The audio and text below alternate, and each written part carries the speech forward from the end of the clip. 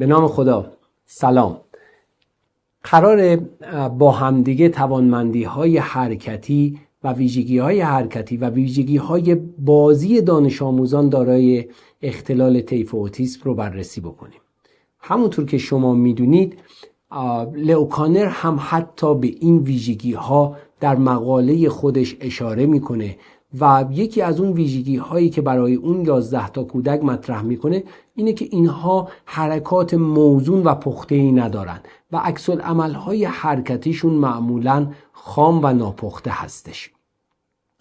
بیاین با هم دیگه ببینیم بچه‌ها معمولاً چه ویژگی‌های حرکتی رو نشون میدن و چگونه میشه با مداخلات یا حتی در تایم هایی که در کلاس درستون دارید از این مسئله استفاده بکنید تا بتونید اثر بخشی بهتری روی توانمندی های حرکتی دانش آموزان دارای اختلال طیف اوتیسم داشته باشید.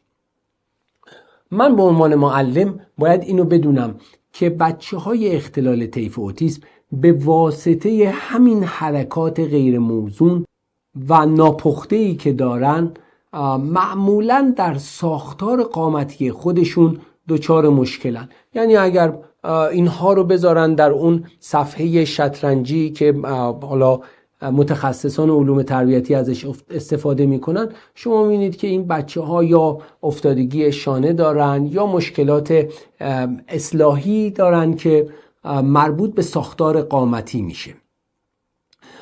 بچه های اختلال طیف اوتیسم ما هم به واسطه حالا توانمندی های شناختیشون هم به واسطه مسائل حرکتیشون در بسیاری از توانمندی های حتی حرکات درشت، در توانمندی های حرکات ریزشون خب طبیعتا این بچه ها مشکلات بیشتری رو خواهند دید. اما شاید براتون جالب باشه که در حرکات درشتشون هم این بچه ها دچار مشکلن.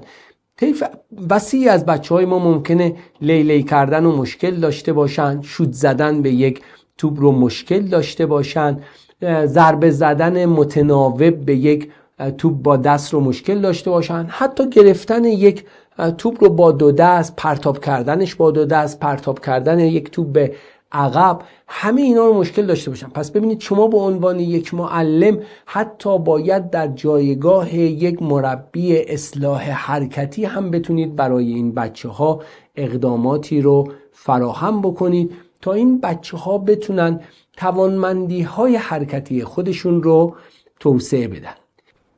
یکی از دغدغه های اساسی که خانواده ها و معلم ها معمولاً گزارش میکنن مسئله دستخطه. طیف وسیعی از بچه های ما که توانمندی خواندن و نوشتن دارن، وقتی دفتراشون رو نگاه میکنید میبینید کلمات بسیار درشت در حدی که یک کلمه رو در یک خط قرار دادن براشون به وجود میاد. چرا؟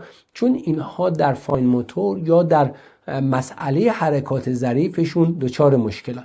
یا بچه های ما حتی در سنین پایینتر در قیچی کاری میبینیم معلم ها باید وقت بسیار زیادی رو بذارن و آموزش بسیار زیادی رو قرار بدن که اینها حتی بتونن از قیچی استفاده بکنن.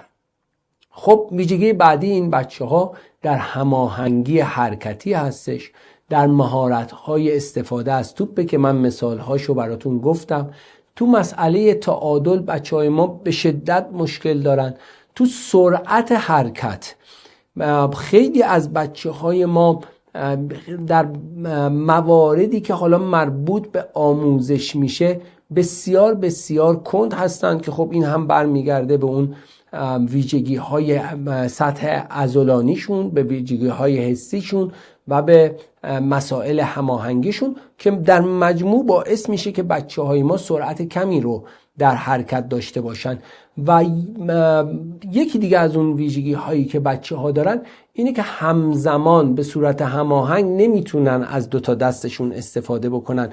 طبیعتاً بچه‌ای که در معرض مداخلات اینچنینی قرار نگرفته در بسیاری از فعالیت‌هاش، چه تحصیلی چه در فعالیت‌هایی که حالا بحث رفتارهای سازشی و مستقلش هست، نیازمند این هستش که از هر دو تا دستش بتونه به صورت همزمان استفاده بکنه و خب این بچه های ما مشکلاتی رو در این زمینه نشون میدن. اما یکی دیگه از اون ویژگی هایی که ما به صورت مشهود در بچه ها میبینیم اینه که بچه ها حرکات ریتمیک رو خیلی خوب نمیتونن تقلید بکنن یا در حافظه حرکتی خودشون قرار بدن یا کاملا به صورت موزون و روان بخوان اینها رو نشون بدن. این بخشی از مسائل حرکتی بود که بچه های اختلال طیف اوتیسم باهاش درگیر هستن. اما چون در مدارس ما یک سری تایم هایی داریم که مربوط میشه به فضای بازی بچه ها، با عنوان معلم باید آگاهی داشته باشیم از ویژگی های بازی این بچه ها.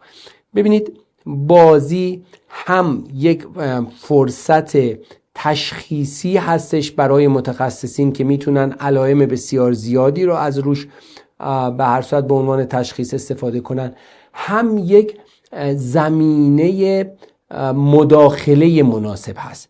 اون بخشی که مربوط به تشخیص میشه رو بذارید کنار، اما من باید به عنوان معلم ویژگی های بازی کردن بچه ها رو بدونم تا بتونم از بازی به عنوان یک فرصت مناسب برای تقویت مهارت‌های اجتماعی، زبانی و حرکتی و سایر ابعاد رشدی بچه استفاده بکنم. خب ما میدونیم که بچه‌های اختلال طیف اوتیسم به دلیل اینکه در مهارت‌های اجتماعیشون، در تعاملات اجتماعیشون و سطوح ارتباطیشون دچار مشکل هستن، خیلی وارد بازی‌های اشتراکی نمیشن.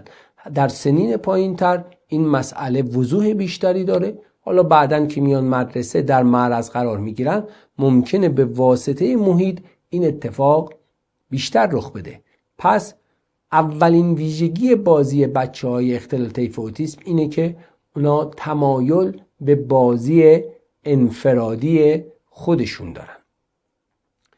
دومین ویژگی اینه که معمولاً بچه‌ها از اسباب بازی‌هایی که در اختیارشون قرار میگیره به صورت کارکردی که برای اون اسباب بازی تعیین شده استفاده نمی‌کنن و آنطور که خودشون دوست دارن ازش استفاده میکنن. ممکنه مثلا از ابزار اسباب بازی خونه مثل اتو، لباسشویی در کاربرد خودش استفاده نکنه، یا شما این رو نبینید که یه بچه داره تو قابلمه خودش حالا غذا تهیه میکنه و به صورت نمادین اون غذا رو تو بشقاب میکشه، میبینید برگردونده داره روی قابلمه ضربه میزنه. این در سطوح پایینه که حالا این فیلم کوتاهی که برای ویژگی‌های بازی بچه‌هاست اگر ببینید که در ادامه خواهد اومد به شما خواهد گفت که بچه‌ها از این اسباب بازی‌های خودشون به صورت کارکردی استفاده نمی‌کنن. لذا شما می‌بینید یک بچه اختلال طیف اوتیسم از ماشین اسباب بازی خودش به عنوان یک ماشین به صورت نمادین استفاده نمی‌کنه.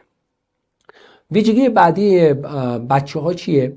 اینه که توی بازی‌هاشون شما به واسطه اون الگوهای محدود می‌بینید که اینها بازی‌های تکراری دارن، یا ممکنه با یک وسیله‌ای که به عنوان اسباب بازی در نظر گرفته نشده مدت زمان طولانی رو بشینن و یک بازی غیر هدفمند رو انجام بدن. مثلا خودکار رو دستش گرفته و مدام اون رو در سیم دفتر خودش در یک نقطه خاص چیکار میکنه؟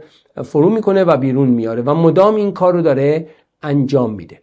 نکته بعدی اینه که بچه‌های اختلال طیف اوتیسم به واسطه قرار گرفتن در سطوح مختلف ممکنه که یا توانایی نداشته باشن یا تمایل نداشته باشن به این که قوانین بازی رو دریافت بکنن و رعایت بکنن. مثلا این که بخوان نوبتگیری رو رعایت بکنن، این که بخوان ایفای نقش بکنن در یک بازی و از اصول و قواعد بازی پیروی کنن. نکته بعدی و ویژگی بعدی بچه‌های ما در بازی، خصوصا حالا بازی هایی که قوانین داشته باشه یا دوستانی دیگه درگیر بازی باشن، اینی که دچار گمگشتگی میشن، سرگردان میشن در بازی بدون اینکه بدونن چه بازی هستش یا درگیر جریان بازی بخوان بشن.